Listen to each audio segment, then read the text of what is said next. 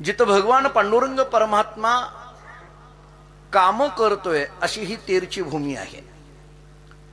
वारकरी संप्रदायाचं पहिलं विद्यापीठ म्हणजे हे तेर आहे.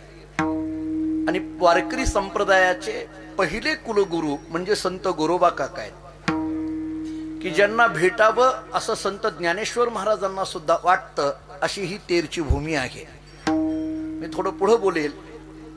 काही घटना ज्ञानोबांच्या चरित्रामध्ये अशा आहेत की एखाद्या वेळेस पंढरपूरला नाही गेलं तरी चालेल, पण तेरला गेल्याशिवाय आपली पंढरीची वारी पूर्ण होत नाही असा विचार ज्यांच्या अंतःकरणामध्ये ज्ञानोबांच्या येतो, ती ही तेरची भूमी आहे.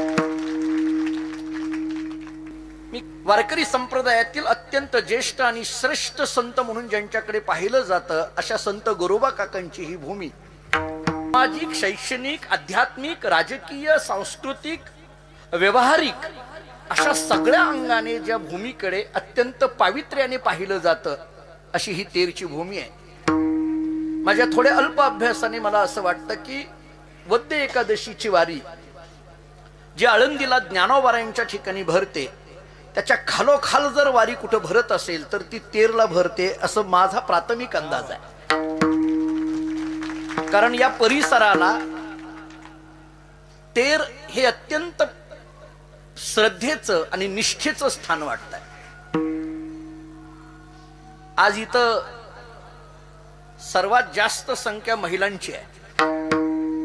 मकर संक्रांतीचा दिवस आहे आणि महिलांनी सुद्धा विचार केला की पंढरपूरला पांडुरंगाला जाऊन, रुक्मिणीला जाऊन तिथं ओवसण्यापेक्षा सुद्धा दोघं सुद्धा शेकडो वर्षापूर्वी ज्या भूमीत येऊन राहिले तिथंच जाऊन ववसावं, कशाला तिकडे पंढरपूरला जायची गरज आहे. अशा एका पवित्र भूमीमध्ये माझ्याकडे परमभाग्याने वद्य वारीची कीर्तन सेवा माझ्याकडे येते असं म्हणायला हरकत नाही. आज गोरोबा काकांच्या अधिष्ठानासमोर ही सेवा होत असताना अंतःकरणामध्ये खूप सात्विक स्पंदन येत आहेत. इतर ठिकाणी कीर्तनाच्या सेवा करणं आणि आज काकांच्या दारामध्ये कीर्तनाची सेवा करणं याच्यात एक वेगळी भावना आहे.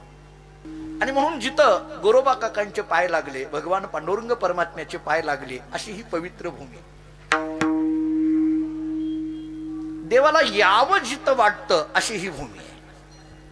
स्वतःहून येण्याचं विचार, सुखे येतो घरा नारायण अशी ही भूमी. काकांचे दोन्ही हात तुटावे. का तुटले, कसे तुटले सांगण्याची गरज नाही, आपल्या सगळ्यांना माहित आहे. देवाला वाटलं की काकांकडे कुणाला तरी पाठवावं, कारण दोन्ही हात तुटले.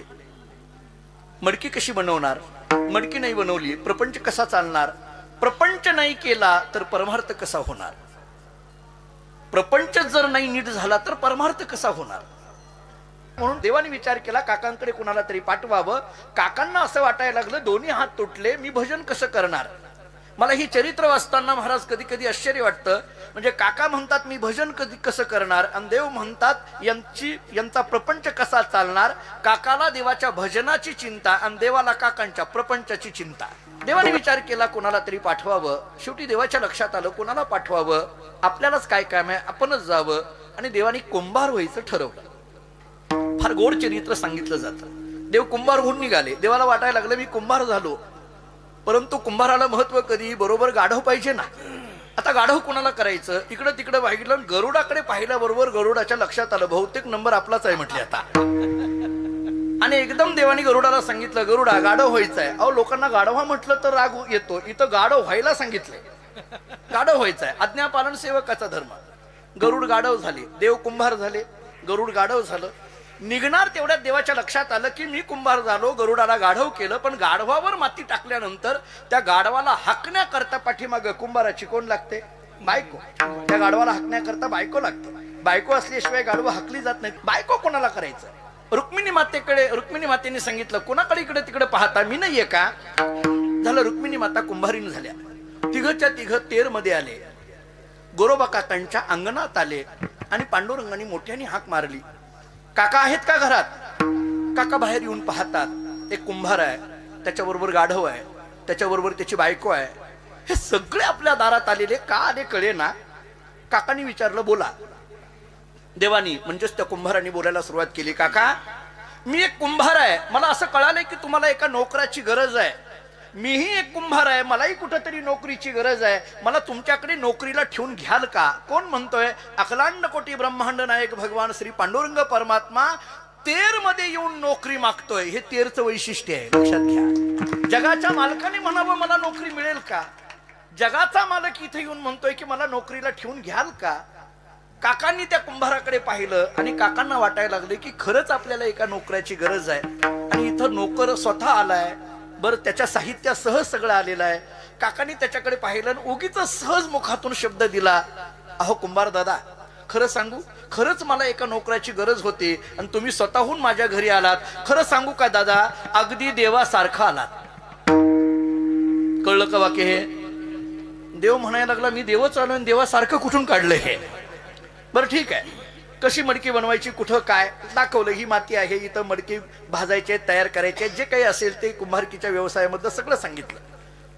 आणि तेर मधल्या मातीला भगवंताचा हात लागला आणि पांडुरंगाच्या हातून या तेर मधल्या मातीतून एक एक एक एक मडकी बनायला लागली. कुठल्या तरी एखाद्या जवळच्या माणसाने काकांना सांगितलं असेल, काका राग वाटू देऊ नका, पण तुमच्याकडे जो नोकर आलाय ना, तो इतकी चांगली मडकी बनवतोय, तुमच्यापेक्षा सुद्धा चांगली मडकी बनवतोय. आळंदीला ही बातमी कळाली. मुक्ताबाईंनी ज्ञानोबारांना सांगितलं, दादा पंढरपूरला जाण्याच्या ऐवजी तेरला जाऊया, काकांना भेटूया, काकांचं दर्शन घेऊया आणि मग बघू पांडुरंगाकडे जायचं का नाही.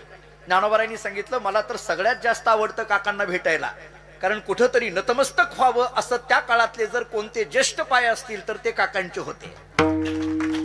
मला कधी कधी हे चरित्र वाचताना महाराज खरंच अंगावर काठी येतात. ज्ञानोबारांना सुद्धा वाटावं की कुठंतरी नतमस्तक व्हावं असे काकांचे पाय आहेत. नामदेवांना वाटावं की कुठंतरी नतमस्तक व्हावं असे काकांचे पाय आहेत. निवृत्तीनाथांनी सांगितलं, चला आळंदीहून निवृत्तीनाथ महाराज, ज्ञानेश्वर महाराज, सोपान काका, मुक्ताबाई चौघ भावंड तेर मध्ये आले. हे चौघ भावंड तेर मध्ये आले म्हटल्याबरोबर पांडुरंगाने गरुडाला सांगितलं, आपलं गवाळ गुंडारा पंढरपूर गाठा. आपल्याला ओळखणारी माणसं आली. आळंदीची माणसं फार हुशार, आळंदीची माणसं आली, हुशार आहे. मग सगळं गबाळ गुंडाळा.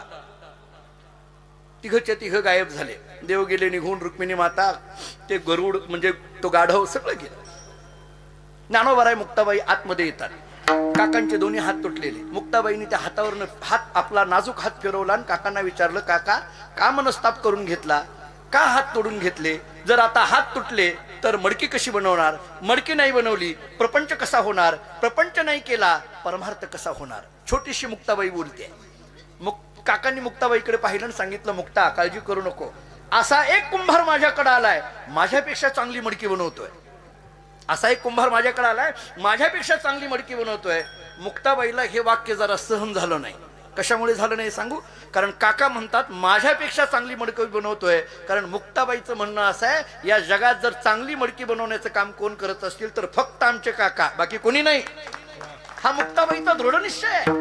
आणि मुक्ताबाईंनी जरा काकांना ठणकावून सांगितलं, काका असं काय बोलता, माझ्यापेक्षा चांगली मडकी बनवणारा आलेला आहे. असा जगात कोण आहे की जो तुमच्यापेक्षा चांगला आहे? कोण आहे तो? बोलवा बरं त्याला.